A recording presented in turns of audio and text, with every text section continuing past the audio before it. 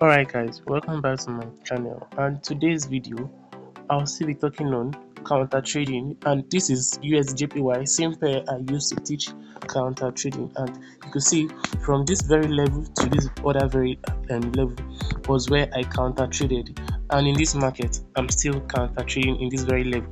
So if you remember, I said so many things in the last video, and in the last video I said that first thing I said was that around the 4 hour we were expecting price to react to this order block here, to this 4 hour order block, this other block, this one, sorry for that.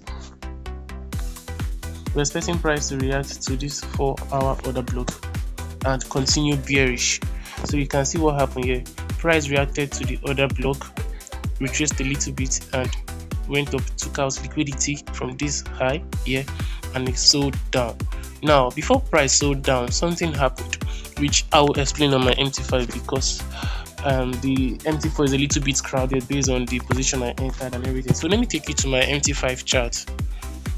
Okay guys, here on my MT5 is very light, and it's actually easy. So I saw this market around this level here.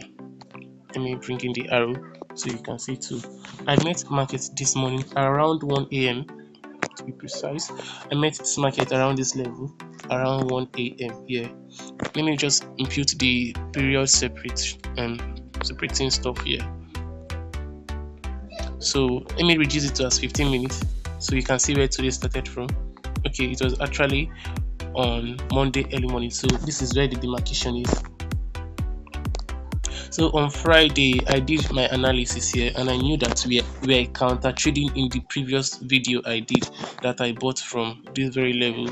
I bought from a particular level, so that was last 2 weeks. I bought around here, I think that was around here to this high, around here to this take profit. This was my take profit, so I bought around here down to this take profit. So I was expecting a retracement from a 4-hour order block. So let's go to what happened this week. After I have seen my shift in market structure, let me zoom in. This was the shift in market structure, confirming that price is now bearish here, and this is happening in my 4-hour PI, which is what's this thing called, the order block 4-hour. If you look at the 4-hour, don't get it mixed up. So on the 4-hour time frame here, after the sweep over this high, and if you look at it here, this is still the 4-hour order block here. This is the reaction from the order block. Price took out this liquidity, reacted to this order block, just like I said in the last video. So if you not watch the last video on counter trading, this is still counter trading, and price sold down a little bit, then went up again, took out liquidity, and it dropped. So around 15 minutes, when I woke up around 1 a.m, I met price around here, since it was like the opening of the day. Now what I was looking for was for price to retrace down to this level. Sorry that all this is happening.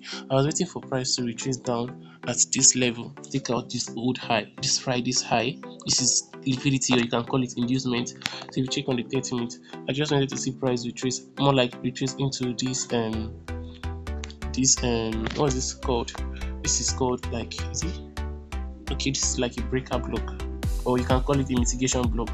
I've explained mitigation block in my video, so this is like a mitigation block.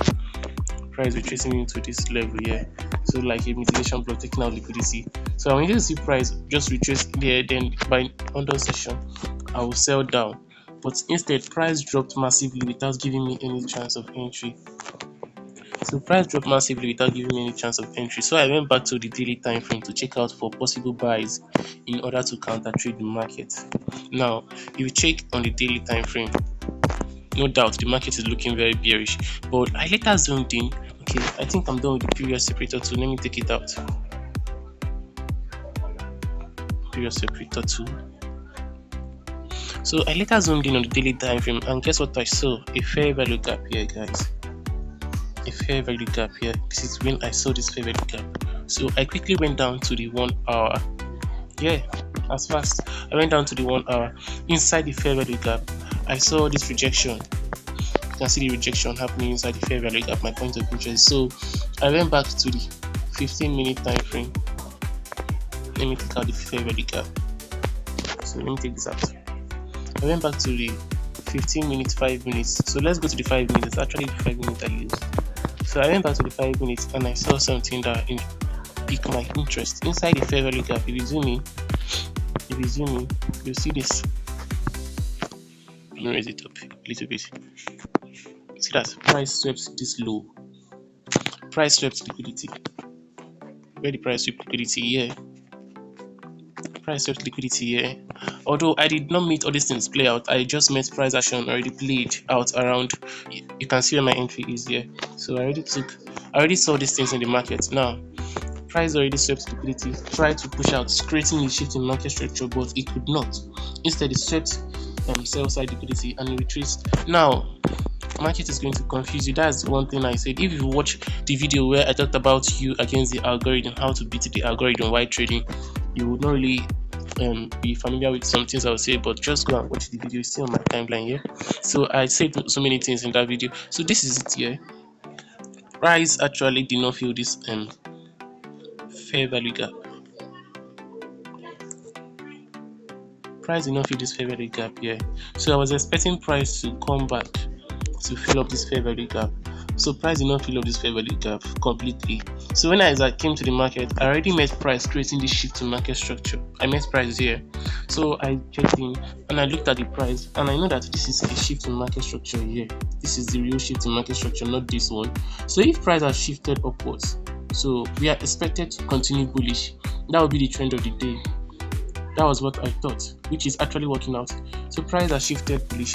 Now price retraced a little bit. So I took the entry around here and I kept my stop loss below this low.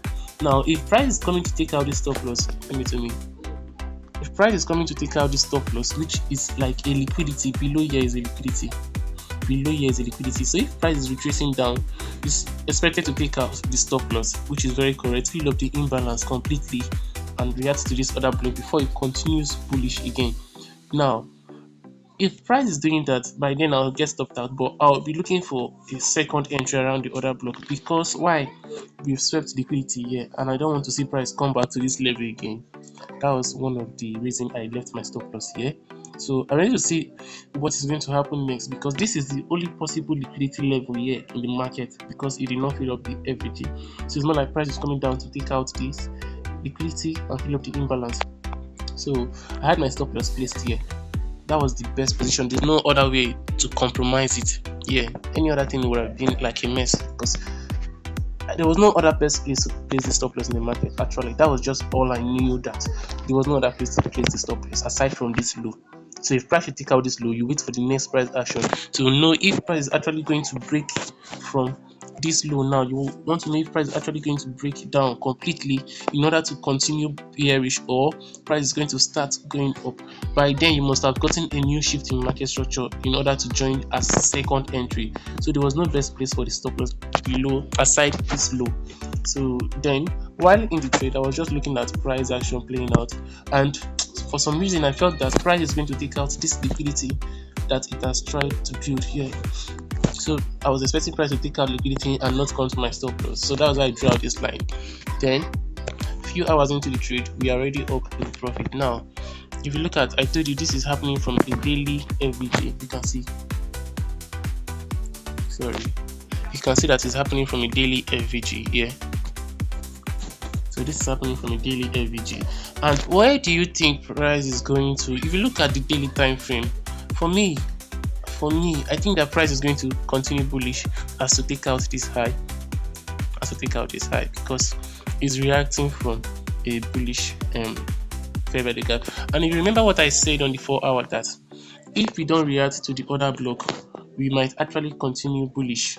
Yeah, if we were on that video very well, if you watch the video down to the end, I told you that if we don't react to this other block, taking out this liquidity, because this was where I had my stop loss, if we don't take out this liquidity, we might actually continue bullish from here. So if we don't react to the other block, we might actually continue bullish from here. But we reacted to the other block and we retraced and even shifted the market structure bearish. So it's more like price is reacting to a bearish order block so as to start selling. That's why I have my take profit around this bearish order block. Yes, then if you check on the daily time frame, it's still a bearish order block. So I have my take profit around the bearish order block, and that's just all on today. So today I'm actually counter trading using top down analysis. Top down analysis in the sense that I already know what is going to happen, because it's a pair I traded last week. Yeah, if you see I shared the video, I traded this pair last week, and I already know what I'm expecting and anticipating in the market. So first of all, this is my first take profit here. This very high I wanted price to take out liquidity from before it did not come back. So that's just it. So I'm actually looking out for a quick 1:3, and price is almost at 1:2, so I can break even down to this level here. I'm not expecting price to come back to that level. So that's just it. I'll just then wait patiently for price to mitigate my take profit. So that's just how you counter trade. Now there's every possibility that price can continue bearish. You check on the 4 hours. This is an order block. This is a break of structure to the downside here. So price can react to this order block and continue bearish. So do not get carried away by what you see or the momentum you see in the market. Another way you know that price is not going to continue bearish is if we create more impulsive candlestick, more larger momentum candlestick. More larger momentum candlestick like this one. You see this one now. After creating this kind of a candlestick, you know that there's no way that price will just turn bearish like that. So that was when we created this kind of candlestick, price came back, balanced it, and it pushed up further. So if I should have this kind of a candlestick approaching towards my take profit, I can either want to scale up, adjust it again, because I know that this impulsive candlestick is still going to bring about more bullish price. So that's just it. That's how you watch your market closely, and maybe around the 5 minutes also you look for any foul play in the sense of any bearish shift in market structure too. That will help you exit the market very early. But for me, I feel like everything is actually going in line. So that will be where I'll end this video, guys. So do well to subscribe if you're just noticing this channel, and I post more on ICT. I use ICT strategy, so I'll bring about more topics. I do share ICT concepts that I know and how to use them. So do well to subscribe to this channel for more videos.